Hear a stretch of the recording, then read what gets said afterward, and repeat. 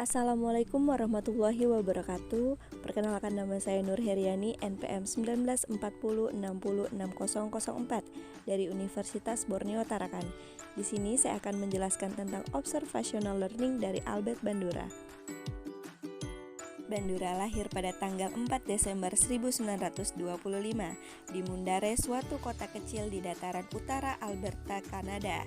Ia tumbuh sebagai anak laki-laki satu-satunya dari keluarga dengan 5 kakak perempuan. Kedua orang tuanya telah beremigrasi dari negara Eropa Timur saat mereka remaja. Ayahnya Albert Bandura berasal dari Polandia dan ibunya berasal dari Ukraina. Bandura didukung oleh kakak-kakak perempuannya untuk menjadi mandiri dan dapat bergantung pada dirinya sendiri. Beliau mendapat gelar BA dari University of British Columbia, kemudian MA pada tahun 1951 dan PhD pada tahun 1952 dari University Iowa. Bandura menyelesaikan program doktornya dalam bidang psikologi klinik. Setelah lulus, ia bekerja di Stanford University. Bandura berpendapat, walaupun prinsip belajar cukup untuk menjelaskan dan meramalkan perubahan tingkah laku, prinsip itu harus memperhatikan dua fenomena penting yang diabaikan atau ditolak oleh paradigma behaviorisme. Albert Bandura sangat terkenal dengan teori pembelajaran sosial, salah satu konsep dalam aliran behaviorisme yang menekankan pada komponen kognitif dari pemikiran, pemahaman, dan evaluasi.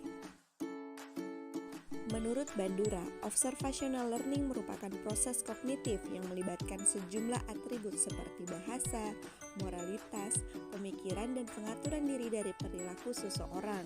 Artinya, individu tidak sekedar mengkopi atau meniru secara otomatis setelah mengobservasi lingkungannya. Individu akan memproses secara kognitif dengan menggunakan pertimbangan pengalaman sebelumnya, moralnya, dan cara pandangnya atau pemikirannya. Selanjutnya, eksperimen observational learning.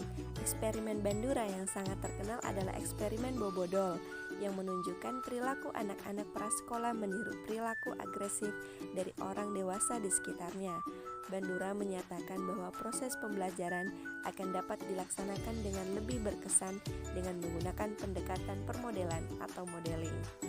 Di dalam eksperimennya, Bandura membagi anak-anak ke dalam dua kelompok, yaitu kelompok A dan kelompok B.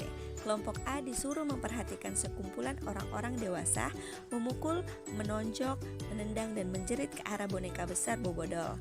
Setelah menyaksikan perilaku orang dewasa tersebut, ternyata hasilnya adalah anak-anak meniru apa yang dilakukan oleh orang dewasa, bahkan lebih agresif. Sedangkan di kelompok B disuruh memperhatikan sekumpulan orang dewasa berperilaku lemah lembut dan sayang kepada boneka besar Bobodol. Setelah menyaksikan perilaku orang dewasa tersebut, ternyata hasilnya adalah anak-anak di kelompok B tidak menunjukkan tingkah laku agresif seperti di kelompok A. Dari eksperimen tersebut diperoleh kesimpulan bahwa tingkah laku anak-anak dipelajari melalui peniruan atau permodelan. Hasil keseluruhan eksperimen di mana kelompok A menunjukkan tingkah laku lebih agresif dari orang dewasa, sedangkan kelompok lainnya tidak menunjukkan tingkah laku agresif. Menurut Bandura, belajar melalui observasi jauh lebih efisien dibanding belajar melalui pengalaman langsung.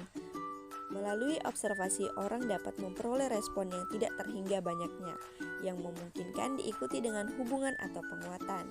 Inti dari belajar melalui observasi adalah modeling.